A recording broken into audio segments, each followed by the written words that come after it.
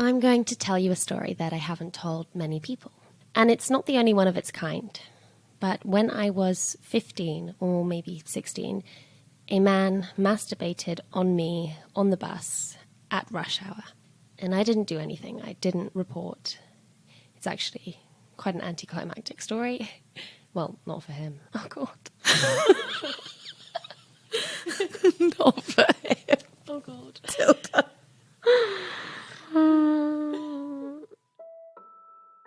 First of all, I'm so sorry that happened to you. Like you said, it was rush hour, so I assumed there were other people around. Did no one else say anything? No one said or did anything. And the more I think about why I never said anything, and it's not just that I didn't report, like I didn't tell anybody. I think it is because their collective silence encouraged mine. Like, okay, this is clearly just something we don't talk about. Yeah, it definitely encourages shame.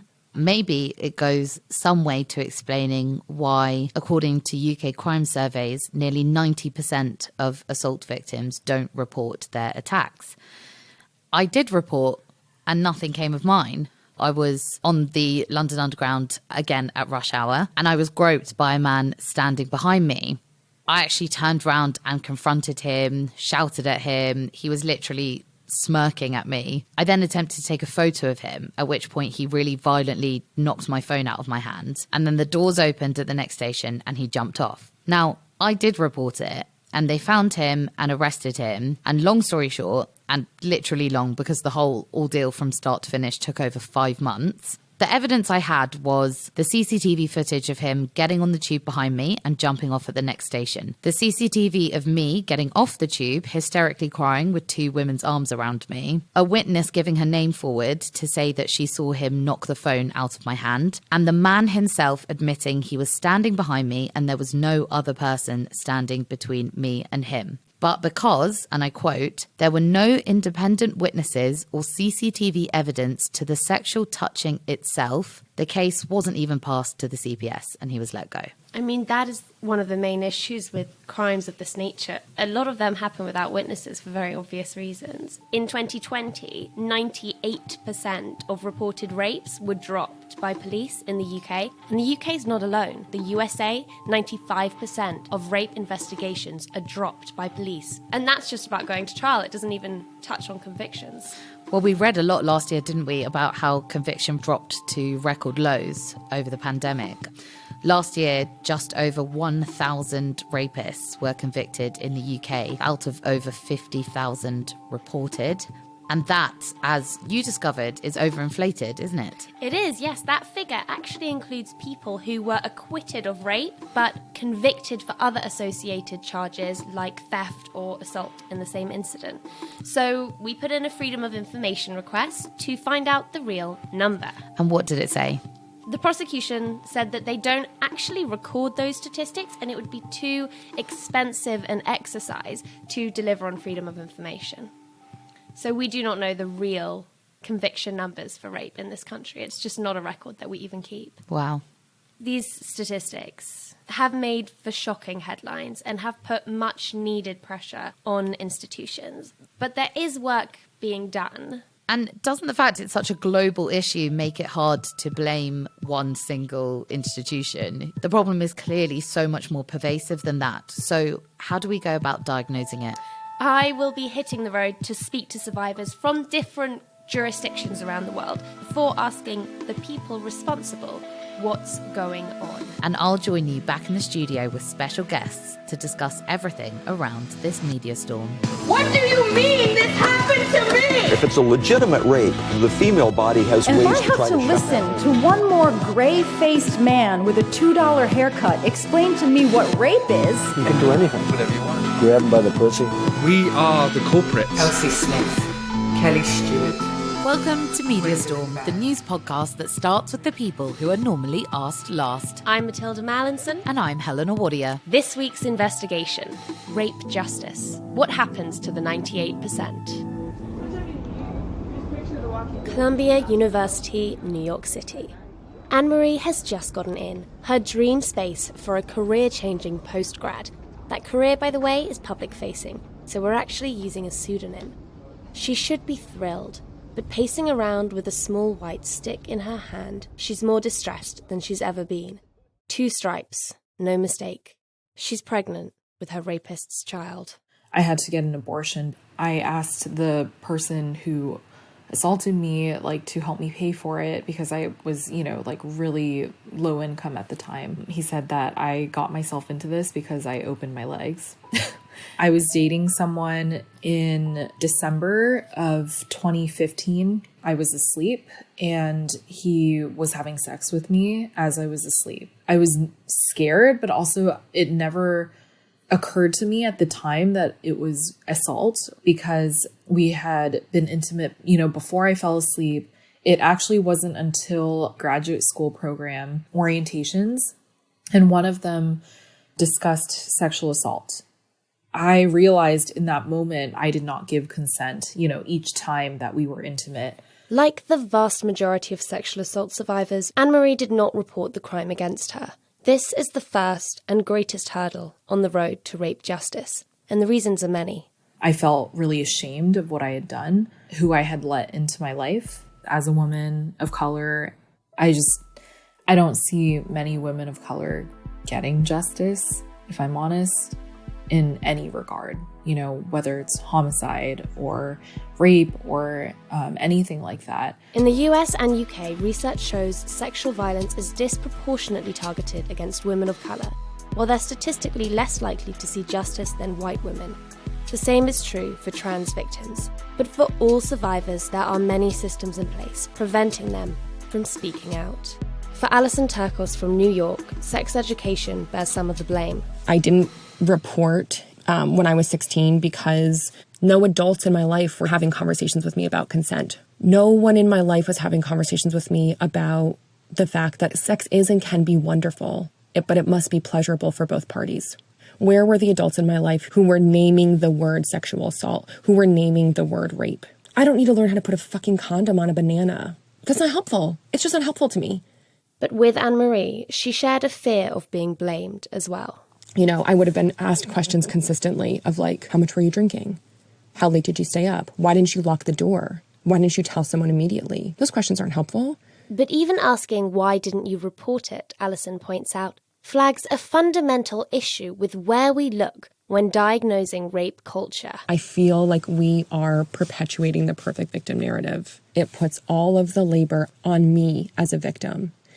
I want to turn the table and to say what systems were and still are in place that made it so that I didn't report. Because in October 2017, and I'll pick up that story, but in October 2017, I did everything right. I reported within 24 hours, and look at where it fucking got me, because the answer is nowhere. The only person who gets to decide what justice and repair looks like is the person who has been harmed. The new headline tonight involving one of the most powerful figures in Hollywood. The Harvey Weinstein news drops October 5th, 2017. And so October 13th is a Friday. Just when the Me Too movement was taking off, on the streets of New York, Alison was about to be reminded of why. Now the next 3 minutes contain descriptions of sexual violence. She's been on a girls' night out and, as you do, orders a taxi on an app called Lyft. It's a quick ride, her guard is down, and she falls asleep. When something wakes her up, they're crossing a bridge, and that's not right. So at the light, she tries the door. It doesn't open. Sheer and utter panic set in. And that night I was wearing a set of 7 to 10 silver bangle bracelets.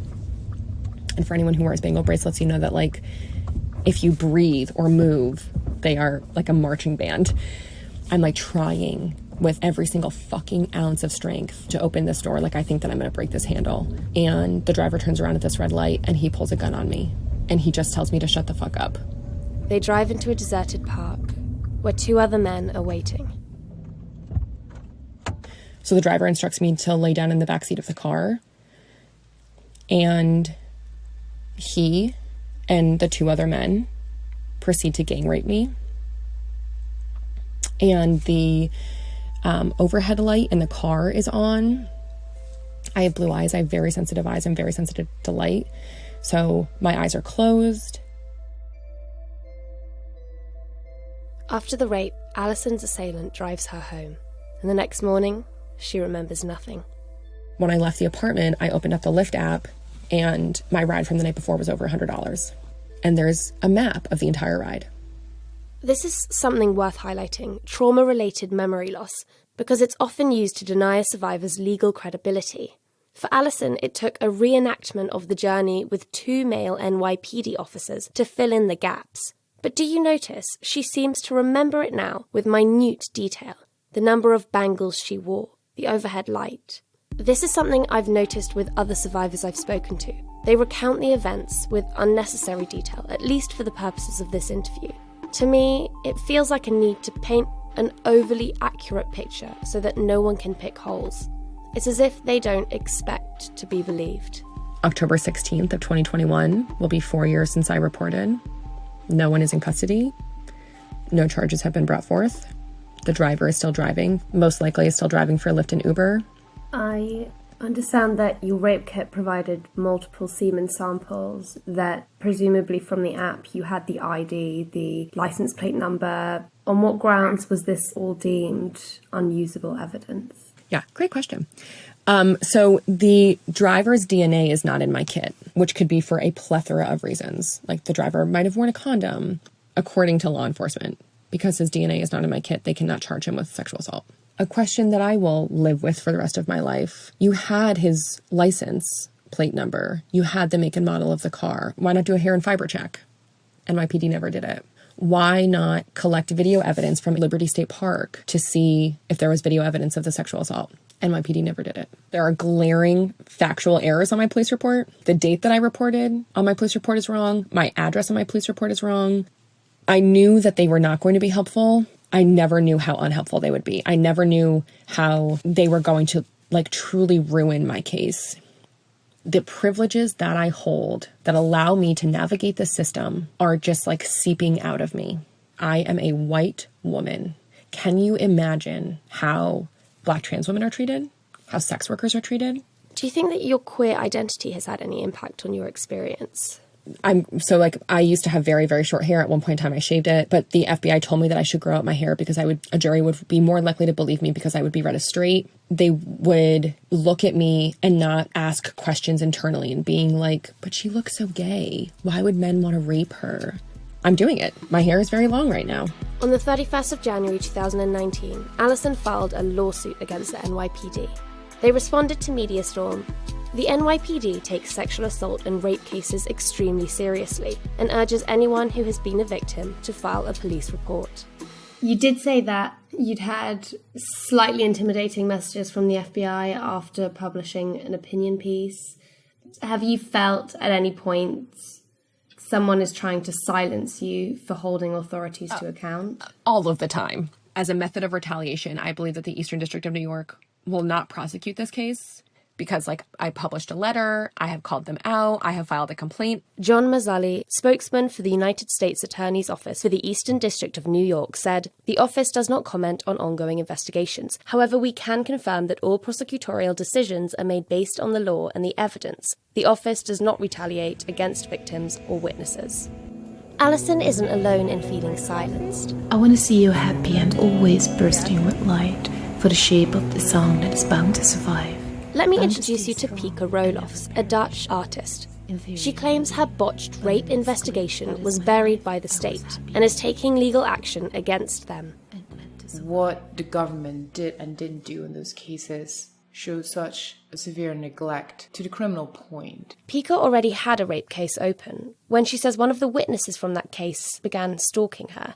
She called the police to complain 9 times, but it didn't protect her from what came. When, she says, he took her hostage in her home and raped her. I've been looking into this case for more than a year. I've read legal correspondence, court documents and medical histories. I've tracked down and interviewed previous girlfriends of the first man accused who support Pika's claims against him. I can tell you there's no shortage of evidence. I've just never had my chance to make the case in court. All until now, what I've done is fight to get a proper investigation in the case and fight to get those cases prosecuted. this becomes really difficult if even the most basic things in these police investigations aren't done already. You know, if witnesses aren't interrogated, if conversations between you and your abuser aren't interrogated. This is the reality of rape cases. Just because a crime happened doesn't mean it will be properly investigated, let alone prosecuted. Once again, Pika feels that the mental impact of her trauma led to her not being taken seriously. I was hospitalized as a result of the abuse, so I became a psychiatric patient as a result of the abuse. But the thing is, they don't look at you like someone who was hospitalized as a result of the abuse. They look at you as a psychiatric patient alone. I just could see in their eyes, they just started like zoning out and not really taking me serious. I definitely don't think that the system has been put in place to prosecute as many crimes as possible. I think it's just put in place to give people the sense of there being a system that protects them. There's a theater show going on. In Pika and Alison and many others, we have a situation where survivors are going to war not only with their attackers, but entire justice systems. Oh my god, tiny kitten. Back home, our next case takes me to southeast London to meet Verity Nevitt. In 2017, she says her ex-boyfriend sexually assaulted her before going on to rape her twin sister, Lucy. The sisters reported what happened to the police, but a few months later were told no further action would be taken, despite having texts in which the accused apologised for the alleged assault. So the real reason was it's not enough for a jury to be convinced beyond reasonable doubt. And by this point we'd lost our friends during the police investigation. They didn't believe us. They took his side. I was just like, I've just had a suicide attempt over this. Lucy was very hurt. Sometimes I think that hurt her more than the actual rape. What I really want to highlight with this story is the level of scrutiny that claimants often have to withstand in an attempt to build their case, because surveys show this is another significant deterrent to reporting. I didn't understand why they needed to see our school records going back to like primary school, medical records, counselling notes from when I was like 9. It's not just paper documents that are collected, but entire digital histories, their social media accounts, messages, photographs. There were certain things on my phone, like being at university and taking drugs and talking about that I was a bit worried that the police would see and then I'd be prosecuted. They kept bringing up messages that they'd read, which now I know is like very inappropriate, but they kept kind of laughing and being like, you girls are very funny, like your conversations with your mum and your friends. Were these messages in any way related to the case? No. So they'd looked at everything. Is there an option to withhold explicit photographs of yourself or your boyfriend? You know, are you allowed to withhold something? It doesn't feel like you're given an option. And they mentioned that they'd seen those photos, which was embarrassing. But yeah, my social media accounts shut down all the computers in Lewisham Police Station because there was so much of it. A lot of the time they have to send the phones off to a lab. Lucy didn't have her phone for 9 months. She was walking around with my iPad. The man that the sisters accused did not have to submit to this. He didn't even need to submit to an interview. They didn't interview him after I had reported. They only interviewed him when Lucy reported. And they said, well, we did ask him about what happened with you, but he gave no comment. They basically just knew he was going to give another no comment interview, so just didn't see the point in it. They were meant to interview my mum, and they didn't. They were meant to interview the first person my sister told, which is called the first disclosure, which is quite important to police investigations. And they never did that either. And while the sisters' data was needed because it could be used to pick apart their credibility in court, there's a different approach for the accused. A man's character is used in their favour. We'd said all along, this is someone we'd trusted and had been really close with and was part of our family. And they said that actually works in his favour. And I remember my partner just saying, what, so seemingly good men get one shot at being able to rape somebody? I definitely felt like we were the ones being investigated. It's a very interesting time to be looking at this issue in the UK. The government's police crime sentencing and courts bill, which caused controversy earlier this year with its restrictions on protesting, is back in Parliament. It also rephrases officers' powers to access people's private data in a way that critics say undermines data protection law, making victims' privacy even more vulnerable. Let's see if she's ever said anything dishonest. Let's see if she's ever flirted with anybody. We're looking at her credibility. That's the culture at present. Leading the battle against this is Dame Vera Baird, the UK's Victims Commissioner. She sent the government a list of amendments to bring the bill in line with data protection laws, amendments the government chose to ignore. I'll move on. I'd like to answer that if I can. But after much fighting, the government U-turned.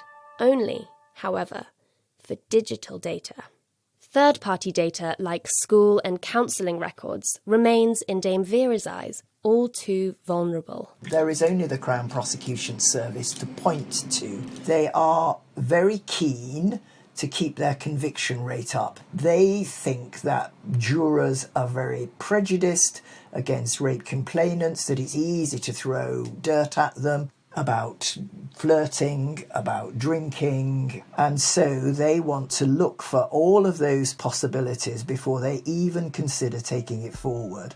They are, in my view, very worried about their reputation and much, much, much less worried about the privacy rights of a complainant. Prejudices shouldn't be a barrier. Prejudices should be challenged. What makes the government's decision even more confusing is the fact that police actually support these changes. I've been a police officer for 27 years. The figures and the convictions are worse. That shows we have to do something different. This is Sarah Crew, the National Police Lead for Rape in the UK, and she is hoping to lead that new departure.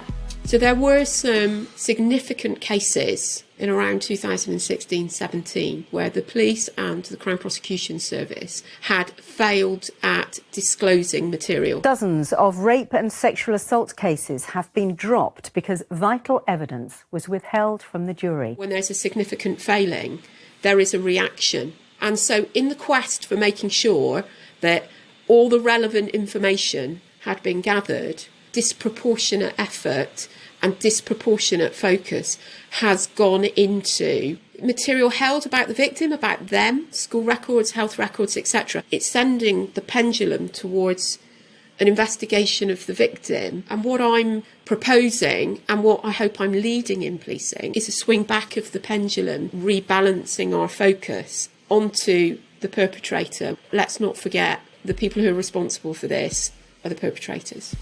So what's her plan of action? Project Bluestone, as it's called, is a 5-pillar model. 1, that swinging of the pendulum to focus on the suspect rather than the victim. 2, an interventionist approach to catching criminals before they act. 3, ensuring victims feel respected throughout the process. And 4, with the help of academics, continual learning and development that is 5, informed by data and analytics. Trialled in Somerset earlier this year, rolled out to London's Met Police in September, it will spread across England and Wales in 2022. So on that note, when do you think we can expect to see results from this change in terms of real prosecution figures? I think almost immediately. With that promise, we can watch this space. Miss Crew knows what's at stake. Rape is it's the worst crime you survive, and the criminal justice system should be able to deal with a crime of that seriousness. You know, my own view, and this is a personal view, it throws some doubt around the effectiveness of the criminal justice system. And if the public haven't got faith or confidence in the criminal justice system, you know, that says something about the way we live and our way of life. Now, as you've heard from our survivors, it isn't just up to police. The Crown Prosecution Service, or CPS, rejects about a quarter of cases referred by police and have a role in deterring referrals themselves. So that's where I'm heading now, inside the Ministry of Justice's building in Westminster, to ask the CPS why that is. I'm hearing I'm getting a better room than Channel 4, so I'm happy. The woman leading the CPS for rape and serious sexual offences is Siobhan Blake, and she insists the same pendulum swing that Ms. Crew described to focus on suspects is happening in courtrooms as well. Why was this person sat in a nightclub on his own? If he's there for a night out, quite innocently, why isn't he joining in? You're trying to place the jury in the mind of the perpetrator. So you really have to try and focus right from the start of the investigation on what we call an offender-centric approach. Did that lead to a conviction? We did get a conviction in that case, yes. And in other cases, where do you think the jury's typically lost? Very often, the cases that we are investigating and then prosecuting will have quite limited immediate evidence, in so much as a lot of them take place without witnesses for obvious reasons. And also, the law on consent is such that we don't simply have to demonstrate that an individual has not consented, but we also have to show that the defendant hasn't reasonably believed that that individual has consented. That's something that sometimes juries, I suspect, wrestle with. Although it does sound sometimes insurmountable, it really isn't. And remember, the most important piece of evidence we've got is the victims. And victims are often really, really compelling. We will prosecute cases simply on the account given to us by the victim. Could you help us then understand why many cases who have clearly very compelling first-hand testimonies to offer, and sometimes what they feel is sufficient other compelling evidence, why it doesn't lead to trial in so many cases? What we have to do as prosecutors is assess all the evidence. And it's not about not believing victims. I think this is the point I'd really like to stress. We're not there to make those value judgments, but we have to be satisfied that we can put a case to a jury where they could convict. Please hold the faith with us, because we can't do it without victims. I think when you see headlines which talk about the decriminalisation of rape and dare I say it, some simplistic examples which are based more on perception than actuality, I think that can be really frightening for victims and survivors. I walk into an office every day where we have a whole team of prosecutors who are prosecuting rape cases and serious sexual offence cases day in, day out. It's what they do. It leaves me fearful that there are survivors who are in really dangerous situations because their confidence has diminished in criminal justice. My takeaway from all this is that pendulum swing to shift pressure from victims onto perpetrators. I think it's needed at every stage, from courtrooms to police investigations, but beyond that too. Our survivors pointed to cultures of blaming or not believing victims. Are we still just living in a man's world? Where does responsibility lie? That takes us back to the studio. Thanks for sticking around.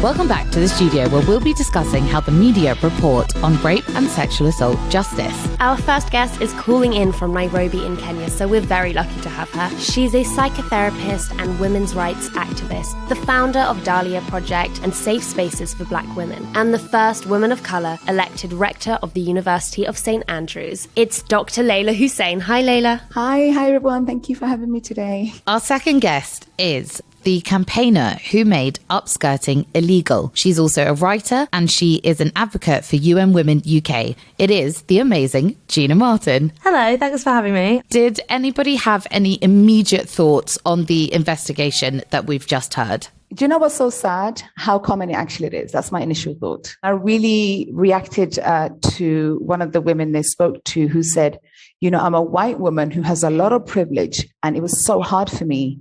I can't imagine what it's like for Black women. And I'm so, as sad as it is, I'm glad that was acknowledged, because there is a difference.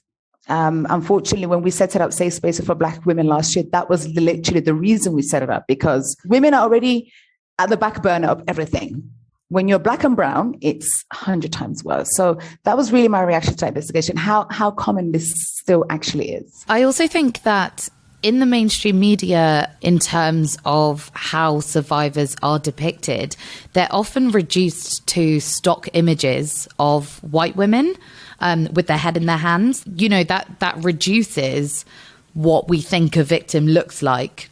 The investigation pointed to discriminatory attitudes held by juries as a significant factor in why it's so difficult to convict. I wonder whether, Gina or Leyla, you think that the media contributes to myths and stereotypes and discriminatory attitudes of this kind? I think it definitely does. I think so many of the problems we have are that the very people who experience the thing aren't at the helm of being able to drive the narrative about the thing. And while we're talking about the media, propagating these rape myths and stereotypes, I want to talk a bit about the phrase non-consensual sex. Non-consensual sex propagates so many myths, maybe the biggest myth being that rape is about sex and not necessarily about power and control and violence. There's also the phrase underage women, which frustrates me no end.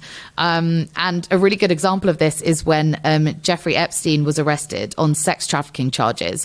And the media outlet Jezebel counted that in the 5 days since his arrest, there were over 90 radio and TV mentions of underage women alongside Epstein's name. Now, I don't know if I'm going crazy here, but there's no such thing as an underage woman. You're a girl, a minor, or a woman. And I have been in broadcast newsrooms specifically where they cover a lot of crime in London and a lot of stabbings specifically. And they are so careful to use boy when it is somebody under 18 and man when it is somebody over 18. And the same is not applied to instances of rape and sexual assault. And there's almost this grace afforded to perpetrators where the term underage woman is used rather than child or girl. It's unbelievable. Call it for what it is. The fact that you haven't consented, it's rape. Full stop. The term child marriage comes up all the time. And I'm like, how is a child marriageable? Doesn't even make sense. So the language we use, what it does, it makes it a little bit okay. Because, we respect the constitution of marriage. It's pedophilia. It's not child marriage. So for me, language is so key. When we constantly say female genital mutilation is a cultural traditional practice, instead of saying female genital mutilation, it's violence. It's not practice. It's violence subjected to little girls who an adult touched their genitalia, which is sexual assault, but now took a knife to cut it, which is a serious sexual assault. See, that has a whole different meaning. Like, where is this language created, right? It's not created from regular working people on the street talking about the issue. It's coming from the top down. There's a need to soften the language because we feel complicit somehow in all these different things, and then it trickles down into society, and it's only when it gets to us that we go, hang on, that's not what we're talking about here. Why are you calling it that? Because you're making it seem normal to people, as if it's an accepted part of society, like something that just happens, instead of something super, super violent. It's common practice as well to use the term had sex with in situations where adults rape children or young teenagers. Just scrolling through Google, you have man had sex with 14-year-old, man jailed for sex with teen, 32-year-old had sex with 13-year-old. That's not sex, that's rape. Sex is pleasurable, sex is joyful, sex is about love, it's consenting. Fun. It's consensual, it's a healthy part of life. This is about power, isn't it? Also, we always release the stats of how many women and girls have been violated, but not the statistics of how many men are the perpetrators. Yeah. We never see that stats anywhere. Because then we can see the problem. We don't see the stats of the perpetrators. In the investigation, they talk about that pendulum swing to focus less on the victim and more on the perpetrator. The media needs to do the exact same thing. I have another question about how the media reports on these things, which is a question of trauma porn, quotations. You will often see tabloids regale in very lurid detail the sadism of these crimes. And at what point is it just voyeuristic? I think often the lurid details of violence reported in our media kind of encourages the portrayal of perpetrators as, or those perpetrators as like monstrous or somehow distinguishable from the average person walking down the street. And then that gives the false impression that perpetrators are like the other, when statistics show that most rape and sexual assault victims know their attacker, or they're their partners or family members even. Does this voyeuristic culture tie into our pop culture as well? We seem to have an obsession with series about serial killers and femicide, the Ted Bundy tapes. Earlier this year, we started watching Serpent, which was a BBC One drama about the con man and murderer Charles Subraj. we watch a lot of it through his eyes, and there's a scene in which he spikes the drink of a victim, and you're given a kind of sense of excitement as you wait for the drug to kick in. And I've had a drink spiked before, and I found that a really distressing moment and stopped watching. Is it overly sensitive to say maybe we need to police culture better in that way? Or do you think that these shows glamorize violent and objectifying attitudes towards women? I think it's unquestionable that the things that you take in, the messages you take in through songs, movies, TV shows, adverts, all that, socialise you into ideas of what's normal, what's part of life and what isn't. A show that talks about or explores sexual violence can do that many different ways, right? Because if you take something like I May Destroy You and you look at that, that's a very, very smart comment on culture, on structural issues we have, on race, on how these things interact, and the complexity of that. And it dives into that very beautifully. 98% don't. So you get more of a sensationalist, superficial, very much through the male gaze. And it's not really a comment or even a critique or even an exploration of it. It's just a rudimentary kind of voyeuristic look at it. And I think that's the problem, is that the majority is like that. This is not a new problem, but now in the mainstream people are so much more aware of how much these things happen. And I just think about decades of women and decades of marginalised people watching these narratives and not being able to watch them, while other people think, oh, the drama, how fun. Rape is literally made entertainment. Yeah. There's no context. It's just entertainment. Like, since my work, I can't watch that stuff because I read about it and hear it every day. I need to escape, and this is actually reality, so I can't escape from reality by watching reality. Anytime I think about the question of pop culture, I go back to Blurred Lines, the 2013 song by Robin Thicke, which includes the lyrics, I know you want it, and I hate these blurred lines, and the way you grab me, you must want to get nasty or nasty. And I remember at the time, whenever I spoke about how I felt about it, I would get told that I was being too sensitive and it was just a song and get over it. And it was like actually impossible at that time for me to have any meaningful conversation about the song without somebody accusing me of being like an angry feminist who wants to like cancel Robin Thicke or whatever. At the time, like, there was a backlash to this song. Many women who had been raped said, my attacker said, I know you want it. It's literal defence that is used in court. Yeah, it's a literal defence. This shocked me during my interview with Siobhan Blake, the prosecutor. She said the law on consent is such that you don't just have to convince a jury the victim didn't consent. You have to convince a jury that the defendant couldn't viably have believed the victim consented. That's what I'm saying. The system's not broken. The system is there to protect certain men. Maybe if we started from that, we can actually start dismantling this properly. Because the moment we think, well, something went wrong, it's not something went wrong. It was designed this way. How many powerful men in the public eye have zero repercussions for the kinds of things they've done? Chris Brown's still making music. DaBaby with his whole, HIV AIDS thing, homophobic and just so toxic. And, then Kanye West brought him and Marilyn Manson out on stage. DaBaby's in the top charts. When there's no accountability for these men who set narratives and encourage narratives, why are we wondering why young men who look up to them and see them as the way they want to live and the way they want to be, taking on this language too, and seeing these kind of behaviours as not a problem? Of course they don't, because my hero's doing it and nothing happens to him. Time now for a look at some of the stories making headlines on this topic. We're going to be looking at the story of Alice Sebold, the author behind The Lovely Bones and Lucky. When she was 18 years old, she was brutally raped, and recently it has been discovered the wrong man, Anthony Broadwater, was convicted. He was a black man, and Alice Sebold's rapist was a black man. There were serious miscarriages of justice in the processes that led to his sentencing. There's a lot in this story because on the one hand, institutional and individual racism surely played a role in an innocent man's sentencing.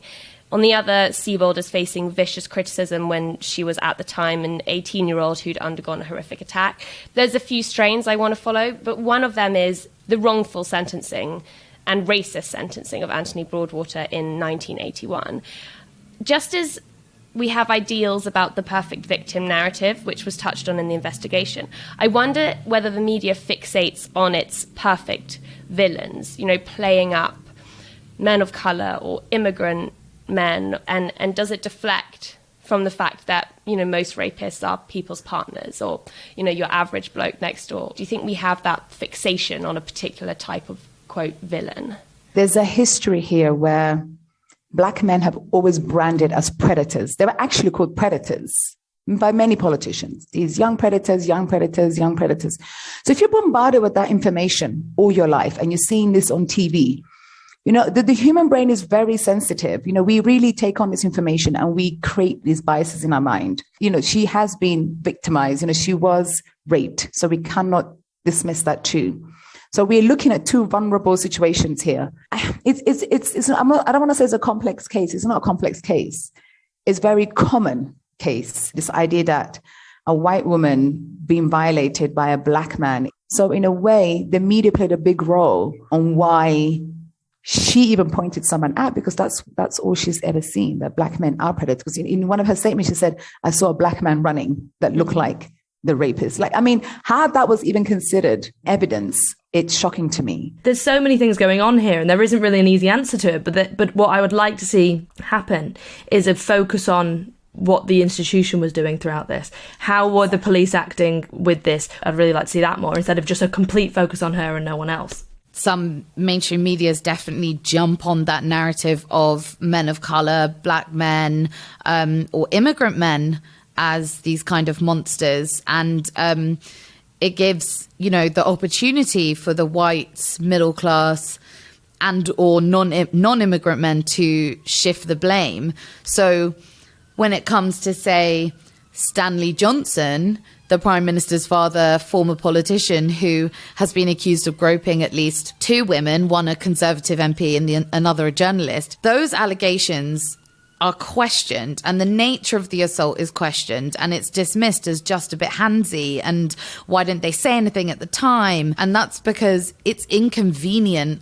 I think, for so much of the media for Stanley Johnson to be a sexual assaulter rather than, say, an immigrant man of colour that they can call a monster and point at and decry violence against women. 100%. He holds so much power, right? So the way in which we'll talk about him and the lengths in which we'll go to powerful men in powerful positions, there's a real hesitancy to hold them to the same level as account that we would hold someone to account who has way less power and who we can very easily dehumanize. I also think, Gina, as you were saying, you would like to see the questions of the institution in Alice Sebold's case. And I guess a lot of the time when cases like these are in the media, people jump on the idea that it was a false allegation. And do you think that false allegations, which are statistically relatively rare, give maybe a warped sense about women supposedly lying all the time about their assaults? Yeah, because we talk about them at a disproportionate level to how much they happen. They're 2 to 4%. They're around the same level statistically as almost every other crime. But, we rarely talk about someone gets mugged. We rarely say, yeah, but were you telling the truth about being mugged? Were you lying about being mugged?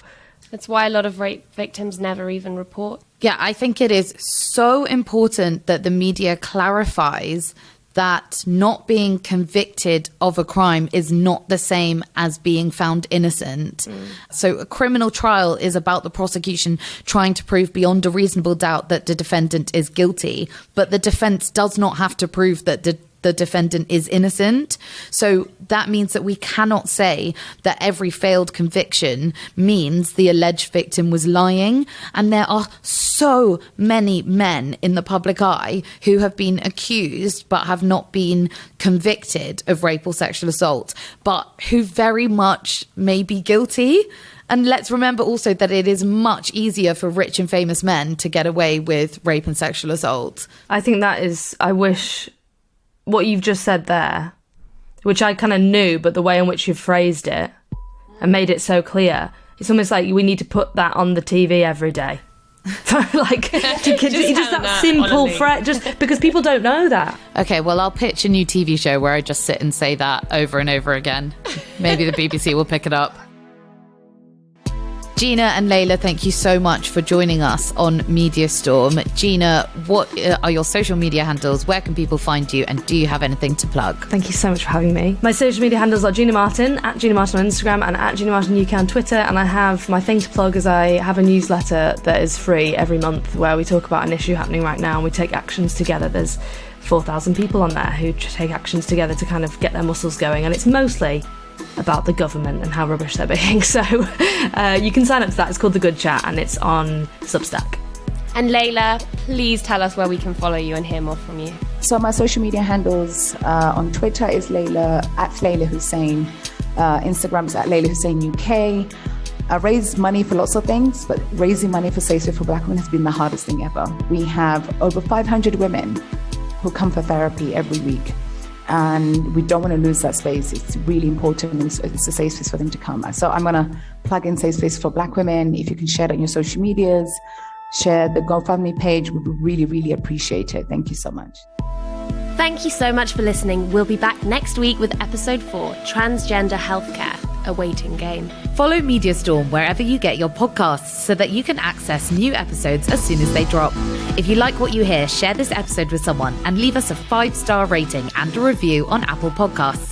It really helps more people discover the podcast, and our aim is to have as many people as possible hear these voices. You can also follow us on Twitter, Instagram and TikTok at Helena Wadia, at Matilda Mal and at Media Storm Pod. Get in touch and let us know what you'd like us to cover or who you'd like us to speak to. Media Storm, a new podcast from the House of the Guilty Feminist, is part of the Acast Creator Network. It is produced by Tom Selinsky and Deborah Francis White. The music is by Samfire.